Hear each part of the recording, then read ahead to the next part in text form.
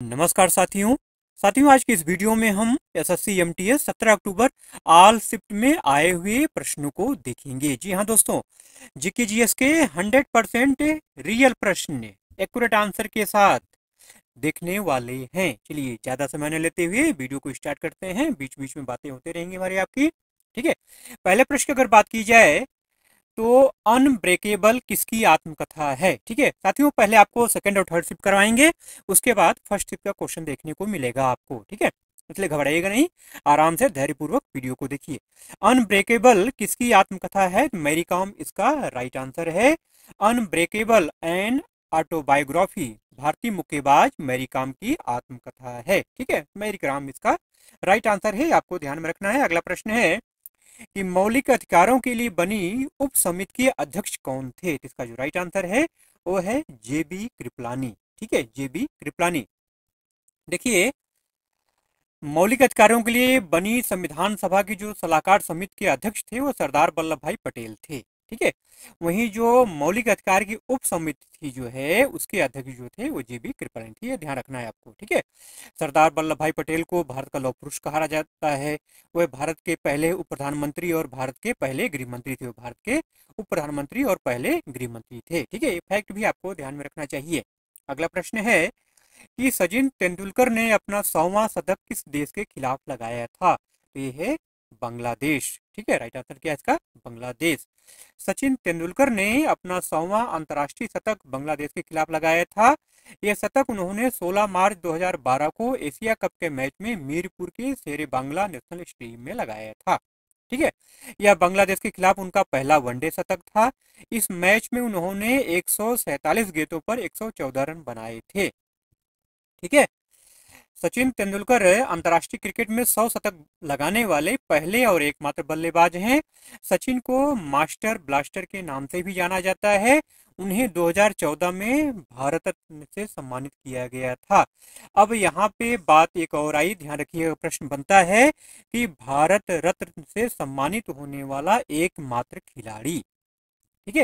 ये प्रश्न बनता भाई, बहुत महत्वपूर्ण प्रश्न है, इसको ध्यान रखिएगा। तो है मास्टर ब्लास्टर सचिन तेंदुलकर, जिन्हें 2014 में भारत रत्न से सम्मानित किया गया था। भारत रत्न पाने वाले वे एकमात्र खिलाड़ी हैं।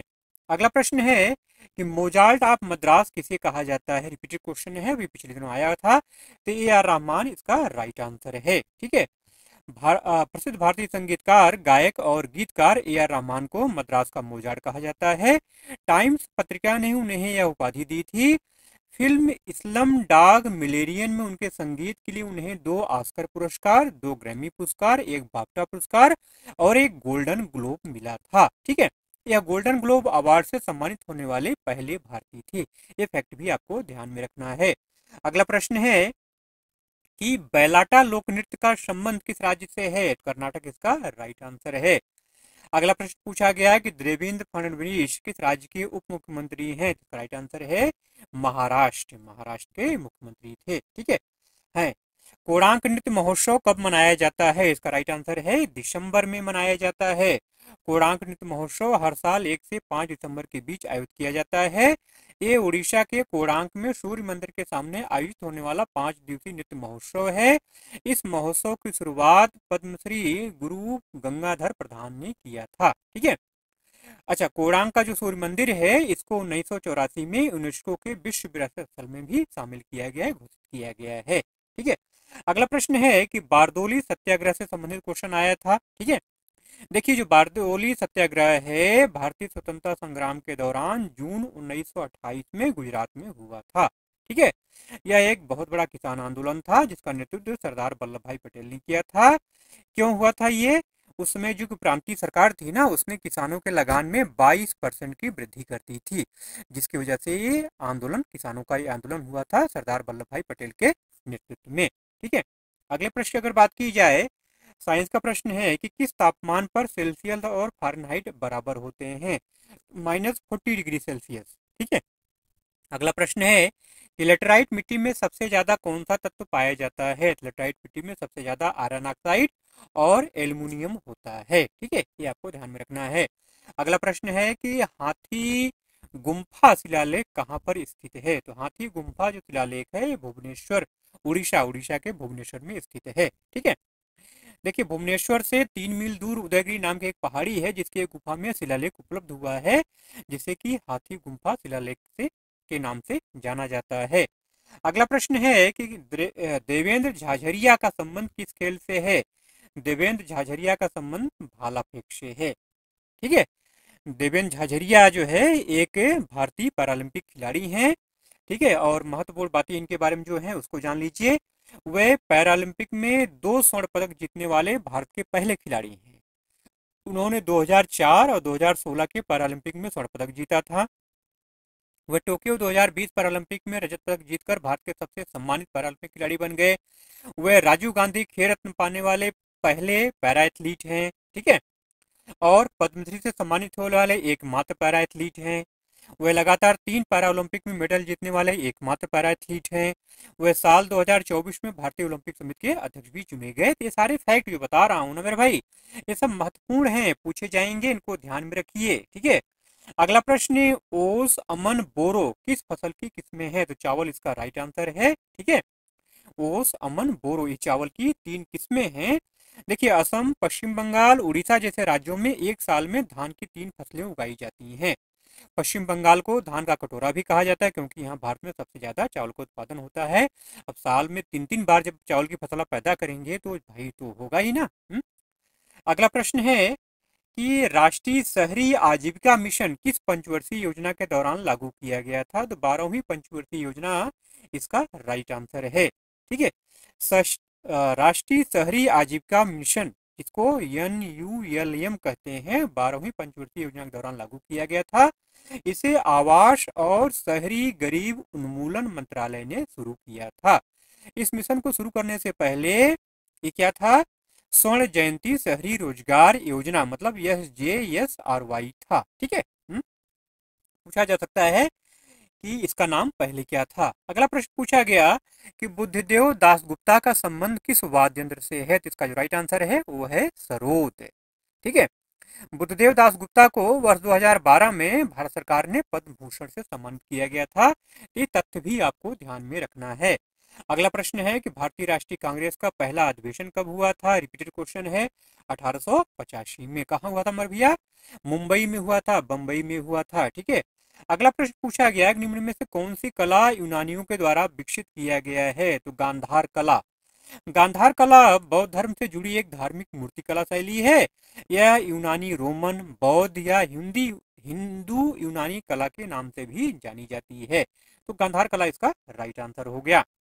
अगला प्रश्न पुरंदर संधि से संबंधित क्वेश्चन पूछा गया। ठीक है, इसमें शायद ये पूछा गया था पुरंदर संधि के कारण या पुरंदर संधि की वजह से छत्रपति शिवाजी महाराज ने मुगलों को कितने किले सौंपे थे? तो 23 किले सौंपे थे। पुरंदर की संधि के तहत मराठा छत्रपति शिवाजी महाराज ने मुगलों को 23 किले दिए थे। 12 अपने पास रखे थे, 23 उनको दिए थे, संधि की शर्त थी। ठीक है, वैसे देखिए बता दें आपको जो है पुरंदर संधि 2 बार हुई थी।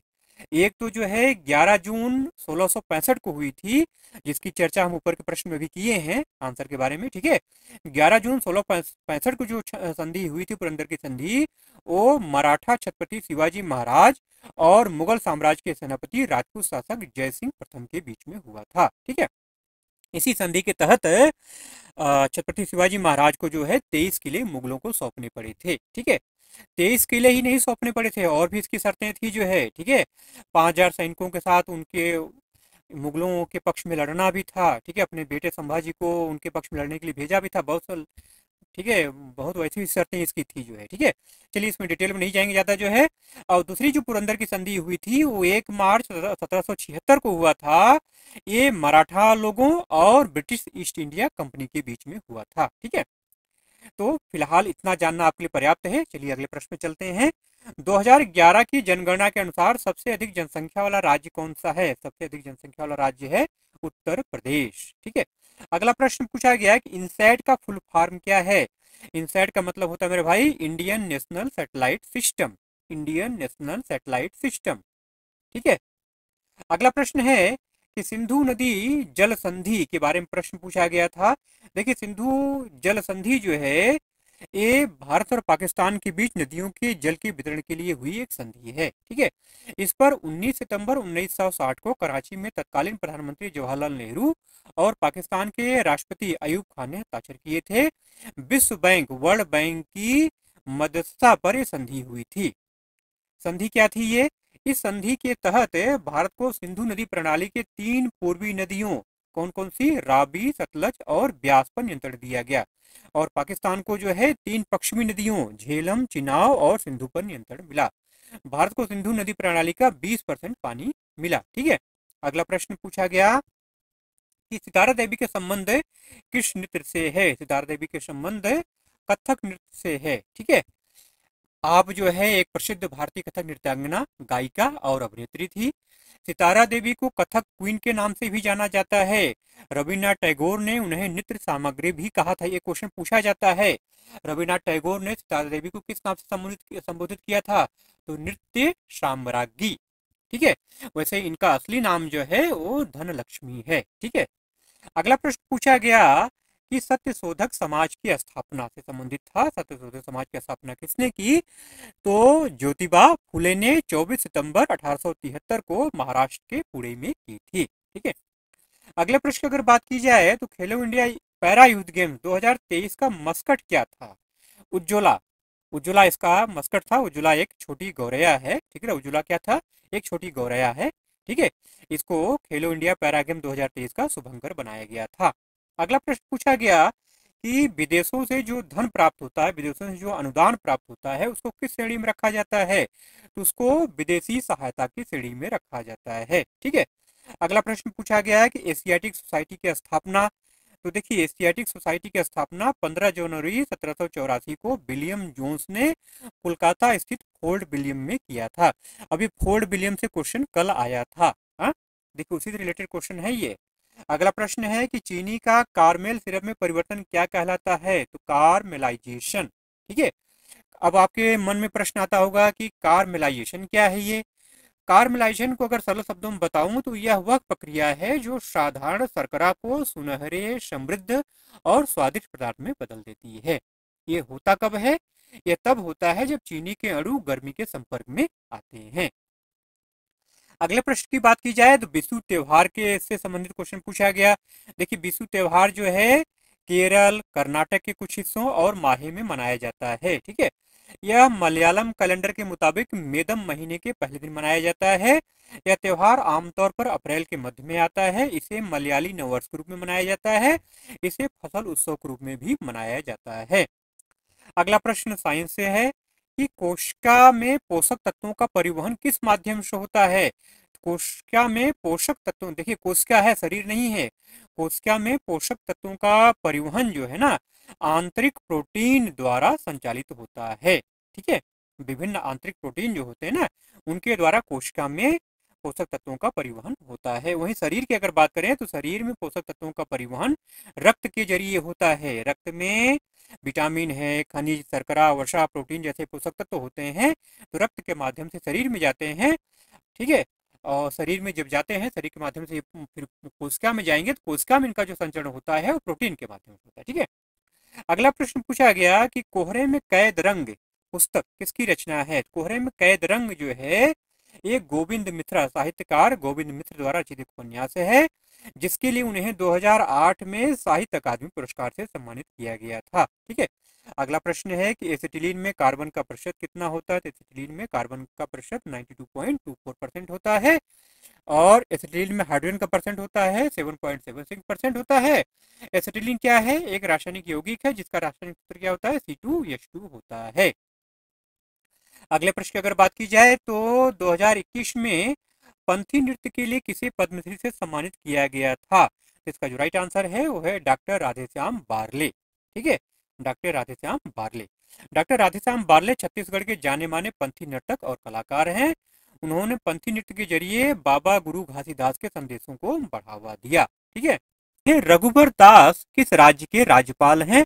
राज्यपाल से संबंधित क्वेश्चन लगातार आ रहा है। ठीक है, अगर आप शिफ्टों में ध्यान दे रहे होंगे, अब तक जितने भी शिफ्टें हुई अगर ध्यान दीजिए तो राज्यपाल से संबंधित क्वेश्चन है मुख्यमंत्री है, राज्यपाल है, इनसे संबंधित क्वेश्चन लगभग हमेशा आ रहा है। ठीक है, तो रघुवर दास उड़ीसा के राज्यपाल हैं वर्तमान समय में। महत्वपूर्ण बात यह है कि ये झारखंड के पूर्व मुख्यमंत्री रह चुके हैं। ठीक है, मतलब झारखंड के पूर्व मुख्यमंत्री रघुवर दास को उड़ीसा का राज्यपाल नियुक्त किया गया है। ठीक, अगला प्रश्न है कि संसद सदस्यता की योग्यता का उल्लेख किस अनुच्छेद में, मतलब संसद का सदस्य अगर आपको बनना है तो उसके लिए जो योग्यता होती है उसका उल्लेख संविधान के किस अनुच्छेद में है, तो अनुच्छेद 84। अनुच्छेद 84 में संसद के सदस्य बनने के लिए जरूरी योग्यताओं का उल्लेख है। आइए थोड़ा सा बात हो रही है तो जो योग्यताएं हैं उनके ऊपर भी निगाह डाल लेते हैं। देखिए, संसद का सदस्य बनने के लिए व्यक्ति को भारत का नागरिक होना चाहिए। अगर आपको लोकसभा का सदस्य बनना है तो आपकी उम्र कम से कम 25 साल होनी चाहिए। अगर आपको राज्यसभा में जाना है तो आपकी उम्र कम से कम 30 साल होनी चाहिए। ठीक है, संसद का सदस्य बनने के लिए व्यक्ति को संविधान की तीसरी अनुसूची में बताए गए प्रपत्र के मुताबिक चुनाव आयोग से अधिकृत व्यक्ति के सामने शपथ लेनी होती है। संसद के सदस्य बनने के लिए व्यक्ति के पास संसद द्वारा बनाए गए कानून के मुताबिक कुछ और योग्यताएं भी होनी चाहिए। ठीक है, संसद के सदस्य बनने के लिए व्यक्ति को भारत सरकार या किसी राज्य सरकार के अधीन कोई लाभ या पद धारण नहीं करना चाहिए। संसद का सदस्य बनने के लिए व्यक्ति का मानसिक संतुलन सही होना चाहिए, मतलब पागल या दिवालिया ना हो वो। संसद का सदस्य बनने के लिए व्यक्ति को अनुमोदित दिवालिया नहीं होना चाहिए। ठीक है, संसद के सदस्य बनने के लिए व्यक्ति को नैतिक अक्षमता से जुड़े किसी भी आपराधिक अपराध का दोषी नहीं ठहराया गया होना चाहिए। ठीक है, तो ये कुछ जो है क्या थी, योग्यताएं हैं जो आपके अंदर अगर हैं तो आप लोकसभा या राज्यसभा में जा सकते हैं। ठीक है, अगला प्रश्न पूछा गया उपन्यास देवदास के लेखक का नाम। अभी पिछले दिनों देवदास फिल्म से ऊपर संबंधित क्वेश्चन आया था, तो जब वहां पे पूरा सारी चीजें मैंने आपको बता दी थी, डायरेक्टर, प्रोड्यूसर, करेक्टर, ठीक है, लेखक, सब कुछ बताया था। आज जो है देवदास से संबंधित लेखक का नाम पूछा गया है। तो देवदास जो है बंगला के प्रसिद्ध उपन्यासकार शरतचंद्र चट्टोपाध्याय का एक उपन्यास है, प्रसिद्ध उपन्यास है। ठीक है, अगला प्रश्न पूछा गया कि मुस्लिमों का शोक पर्व कौन सा है, इस टाइप से क्वेश्चन था, तो मुहर्रम इसका राइट आंसर है। मुस्लिमों का शोक पर्व मुहर्रम है, यह इस्लामिक कैलेंडर के पहले महीने में आता है। इस दिन पैगंबर मोहम्मद के पोते इमाम हुसैन की शहादत की याद में शोक मनाया जाता है। मुहर्रम के दिन शिया समुदाय के लोग मातम मनाते हैं, जबकि सुन्नी ताजिया पुरसी करते हैं। मुहर्रम के 10वें दिन को आशुरा के नाम से जाना जाता है। इस दिन शिया समुदाय के लोग खुद को तकलीफ देकर इमाम हुसैन की याद में मातम मनाते हैं। अगला प्रश्न पूछा गया कि पेंडा स्थानांतरण खेती कहाँ पर होती है। स्लेश एंड बर्न खेती या स्थानांतरण खेती के ऊपर भी क्वेश्चन लगातार बन रहे हैं। ठीक है, तो पेंडा स्थानांतरण खेती आंध्र प्रदेश इसका राइट आंसर है। आंध्र प्रदेश आपके ऑप्शन में दिया हुआ था। देखिए, पेंडा स्थानांतरण खेती या झूम खेती भारत के उत्तर पूर्वी क्षेत्र में प्रचलित है। यह खेती असम, मणिपुर, मिजोरम और नागालैंड जैसे राज्यों में की जाती है। अच्छा, श्रीलंका की अगर बात करें, विदेशों की अगर बात करें, श्रीलंका में से चेना कहते हैं। लेसन बर्न को श्रीलंका में चेना कहा जाता है। इंडोनेशिया और मलेशिया में लदांग कहते हैं। मध्य अमेरिका में मिल्पा कहते हैं। अफ्रीका में इसे चिटेमिन या ताबी कहते हैं। ठीक है, अगला प्रश्न है कि ओलंपिक में स्विमिंग पूल की लंबाई कितनी होती है, तो 50 मीटर इसका राइट आंसर है। तो बात हो गई लंबाई की।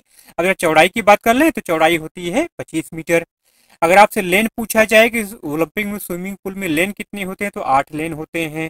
लेन की चौड़ाई भी आपसे पूछा जाता है, तो 2.5 मीटर चौड़ाई होती है। ठीक है, लेन 1 और 8 के बाहर, लेन 1 और 8 के बाहर 2.5 मीटर चौड़ी 2 जगहें होती हैं। पूल के अंदर अगर पानी की गहराई आपसे पूछी जाए तो 3.5 फीट से शुरू होकर के 13 फीट तक जाता है। ठीक है, ओलंपिक खेलों में तैराकी में 4 स्ट्रोक स्पर्धाएं होती हैं, best stroke, butterfly, back stroke और फ्रंट कॉल। ठीक, अगला प्रश्न है कि 1905 में भारत का वायसराय कौन था, तो लॉर्ड कर्जन इसका राइट आंसर है। लॉर्ड कर्जन ने ही बंगाल का विभाजन किया था 16 अक्टूबर 1905 को। ठीक है, अगला प्रश्न है लकड़वाला समिति ने गरीबी रेखा से नीचे रहने वालों का प्रतिशत कितना बताया था, तो इसका जो राइट आंसर है वो है 36%। ठीक है, पहले 16% था, लेकिन लकड़वाला समिति के गणना के मुताबिक ये कितना हो गया, 36.3% हो गया। ठीक है, अच्छा, अब यहीं पे गरीबी रेखा की अगर बात आई है तो तेंदुलकर समिति भी बनी थी। तेंदुलकर समिति के मुताबिक 2011-12 में भारत में 22% लोग गरीबी रेखा से नीचे थे। ये भी आपको ध्यान में रखना है, पूछा जा सकता है। अगला प्रश्न पूछा गया कि गीता चंद्रन का संबंध किस डांस से है, किस नृत्य से है, तो भरतनाट्यम इसका राइट आंसर है। पल्लव वंश से क्वेश्चन लगातार बन रहा है। पल्लव वंश का संस्थापक कौन था, तो पल्लव वंश का संस्थापक सिंह विष्णु था। 6वीं शताब्दी में इसने शासन किया। ठीक है, पल्लव वंश के जो प्रमुख शासक हैं वो हैं महेंद्र वर्मन प्रथम, नरसिंह वर्मन प्रथम, महेंद्र वर्मन द्वितीय, परमेश्वर वर्मन प्रथम, नरसिंह वर्मन द्वितीय और नंदी वर्मन द्वितीय। पल्लव वंश का अंतिम शासक था अपराजित वर्मन, वह चोलों के साथ युद्ध में मारा गया था। अगला प्रश्न पूछा गया कि कौशितकी उपनिषद का संबंध किस वेद से है, इसका राइट आंसर है ऋग्वेद। कौशितकी उपनिषद ऋग्वेद से जुड़ा हुआ है। यह ऋग्वेद के कौशितकी ब्राह्मण का हिस्सा है। कौशितकी उपनिषद को कौशितकी ब्राह्मण उपनिषद के नाम से भी जाना जाता है। अगला प्रश्न है कि भारत की पहली विश्व कप विजेता टीम का कप्तान कौन था, कपिल देव इसका राइट आंसर है। कपिल देव की कप्तानी में भारत ने 25 जून 1983 को इंग्लैंड और वेल्स में आयोजित हुए क्रिकेट विश्व कप में वेस्टइंडीज को हरा करके खिताब जीता था। ठीक है, अब अगर एक दूसरी कप्तान की अगर बात की जाए भारतीय क्रिकेट टीम के, तो अजीत वाडेकर हैं, और टेस्ट क्रिकेट कप्तान की अगर बात की जाए तो लाला अमरनाथ हैं, ये पहले हैं। ठीक है, अगला प्रश्न पूछा गया साइंस से कि कोशिका सिद्धांत किसने दिया, तो कोशिका सिद्धांत मैथियास जैकब लेडन और थियोडोर स्वान ने 1839 में दिया था। ठीक है, अब कोशिका सिद्धांत आए, कोशिका की खोज किसने की, ये भी क्वेश्चन आपसे पूछा जा सकता है, तो रॉबर्ट ब्राउन आपको ध्यान रखना है 1665 में। ठीक है, हाँ। अगला प्रश्न है कि राष्ट्रीय बहुआयामी गरीबी सूचकांक 2023 के अनुसार सबसे गरीब राज्य कौन सा है, तो इसका राइट आंसर है बिहार। राष्ट्रीय बहुआयामी गरीबी सूचकांक 2023 के मुताबिक बिहार भारत का सबसे गरीब राज्य है। बिहार में 26.59 जनसंख्या गरीबी रेखा से नीचे है।